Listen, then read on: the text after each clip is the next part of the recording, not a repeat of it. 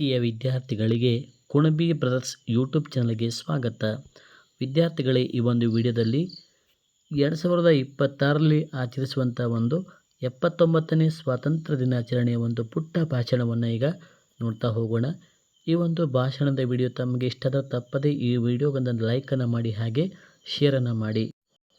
ಈ ಸುಂದರ ಕಾರ್ಯಕ್ರಮದಲ್ಲಿ ಆಸೀನರಾಗಿರುವ ನನ್ನ ಸಹಪಾಠಿಗಳಿಗೆ, ಎಲ್ಲ ವಿದ್ಯಾರ್ಥಿಗಳಿಗೆ, ಶಿಕ್ಷಕ ವೃಂದದವರಿಗೆ, ಬೋಧಕೇತರ ಸಿಬ್ಬಂದಿ ಹಾಗೂ ಗಣ್ಯರಿಗೆ ನನ್ನ ಪ್ರಣಾಮಗಳು.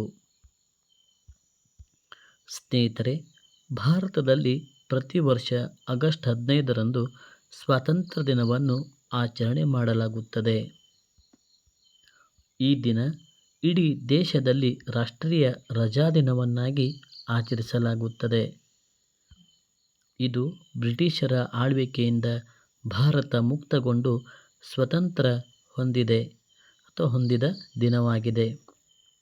ಹಾಗೆ 1947 ಆಗಸ್ಟ್ 14ರ ಮಧ್ಯರಾತ್ರಿ ನಮಗೆ ಬ್ರಿಟಿಷರ ಆಳ್ವಿಕೆಯಿಂದ ಸ್ವಾತಂತ್ರ್ಯ ದೊರೆಯಿತು. 1947 ಆಗಸ್ಟ್ 15ರಂದು ಸ್ವಾತಂತ್ರ್ಯ ದಿನಾಚರಣೆಯನ್ನಾಗಿ ಆಚರಿಸಲಾಯಿತು. ಇಂದು ನಾವು ಕೇಸರಿ, ಬಿಳಿ, ಹಸಿರು ಬಣ್ಣವುಳ್ಳ ಭಾರತದ ತ್ರಿವರ್ಣ ಧ್ವಜವನ್ನು ಹಾರಿಸಿ, ಭಾರತದ ರಾಷ್ಟ್ರಗೀತೆ ಜನ ಗಣ ಮನವನ್ನು ಹಾಡಿ ವೇದಿಕೆ ಕಾರ್ಯಕ್ರಮದಲ್ಲಿ ನೆರೆದಿದ್ದೇವೆ. ಈ ದಿನ ನಾವು ಸ್ವಾತಂತ್ರ್ಯ ಹೋರಾಟಗಾರರ ತ್ಯಾಗ ಬಲಿದಾನವನ್ನು ಸ್ಮರಿಸಬೇಕು. ಹಾಗೆ ಅವರ ಆದರ್ಶಗಳನ್ನು ಅಳವಡಿಸಿಕೊಂಡು ದೇಶ ಪ್ರೇಮ ಮೆರೆಯಬೇಕು. 1857ರ ಭಾರತದ ಮೊದಲ ಸ್ವಾತಂತ್ರ್ಯ ಸಂಗ್ರಾಮದಿಂದ 1957ರವರೆಗೆ ದೇಶಕ್ಕಾಗಿ ಸ್ವಾತಂತ್ರ್ಯ ಹೋರಾಟಗಳು ನಡೆದವು. 1947ರವರೆಗೆ ದೇಶಕ್ಕಾಗಿ ಸ್ವಾತಂತ್ರ್ಯಕ್ಕಾಗಿ ಹೋರಾಟಗಳು ನಡೆದು ಕಿತ್ತೂರು ರಾಣಿ ಚೆನ್ನಮ್ಮ, ಝಾನ್ಸಿ ರಾಣಿ ಲಕ್ಷ್ಮೀಬಾಯಿ, ಮಹಾತ್ಮ ಗಾಂಧೀಜಿ, ಬಾಲಗಂಗಾಧರ ತಿಲಕ್, ಸುಭಾಷ್ ಚಂದ್ರ ಬೋಸ್, ಲಾಲಾ ಲಜಪತ್ ರಾಯ್, ಭಗತ್ ಸಿಂಗ್ ಸೇರಿದಂತೆ ಮಹಾನ್ ನಾಯಕರು ಬ್ರಿಟಿಷರ ವಿರುದ್ಧ ಕೆಚ್ಚೆದೆಯಿಂದ ಹೋರಾಡಿದರು.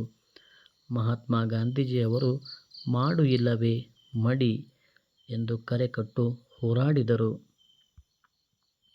ಈ ಹೋರಾಟದಲ್ಲಿ ತಮ್ಮ ಪ್ರಾಣವನ್ನೇ ತ್ಯಾಗ ಮಾಡಿದರು.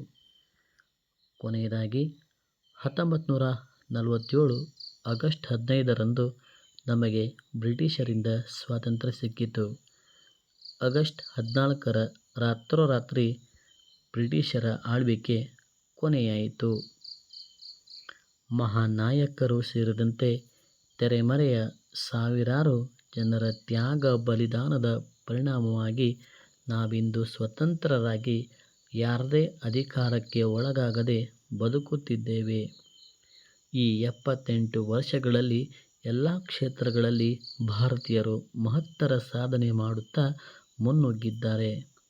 ಭವಿಷ್ಯದುದ್ದಕ್ಕೂ ನಾವು ಪ್ರತಿಯೊಬ್ಬರ ಸ್ವಾತಂತ್ರ್ಯ ಸಮಾನತೆಗೆ ಆದ್ಯತೆ ನೀಡಬೇಕು. ಬ್ರಿಟಿಷರಿಂದ ಸ್ವಾತಂತ್ರ್ಯವೇನೋ ಸಿಕ್ಕಿತು, ಆದರೆ ಭಾರತದಲ್ಲಿ ದೌರ್ಜನ್ಯ, ಕಿರುಕುಳ, ಹಿಂಸಾಚಾರ, ಕೋಮುವಾದ, ಭ್ರಷ್ಟಾಚಾರಗಳ ಅನೇಕ ಪ್ರಕರಣಗಳು ಪ್ರತಿನಿತ್ಯ ವರದಿಯಾಗುತ್ತಿವೆ. ಇದನ್ನು ನಿಯಂತ್ರಿಸಲು ಪಣತೊಡಬೇಕು.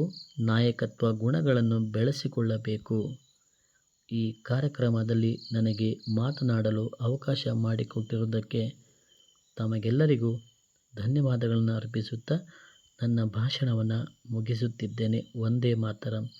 ಸ್ನೇಹಿತರೆ ಹಾಗೂ ವೀಕ್ಷಕರೇ, ತಮಗೆ ಈ ಒಂದು ವಿಡಿಯೋ ಇಷ್ಟ ಆದರೆ ತಪ್ಪದೇ ಈ ವಿಡಿಯೋಗೊಂದು ಲೈಕನ್ನು ಮಾಡಿ, ಹಾಗೆ ತಮಗೆ ಇನ್ನು ಯಾವ ಥರ ಒಂದು ಭಾಷಣದ ವೀಡಿಯೋಸ್ಗಳು ಬೇಕು ಅನ್ನೋದನ್ನು ಕಮೆಂಟ್ ಮಾಡಿ ತಿಳಿಸಿ. Once again thanks for watching Kunabi brothers YouTube channel.